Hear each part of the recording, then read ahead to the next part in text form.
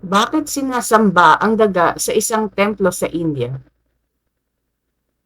Isipin mo na lang na pumasok ka sa isang templo na puno ng libu-libong daga.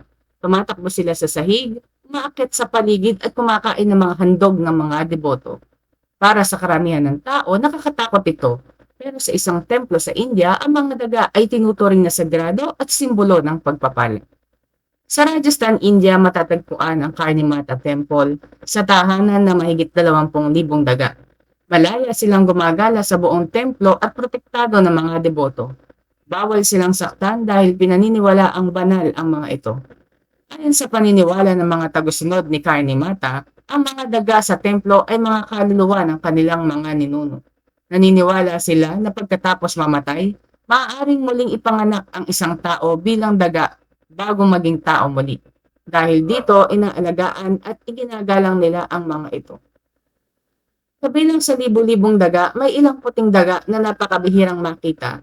Sinasabing ang makakita ng puting daga ay tanda ng swerte, biyaya at magandang kapalaran. Kaya maraming bisita ang umaasang makakita kahit isa lamang.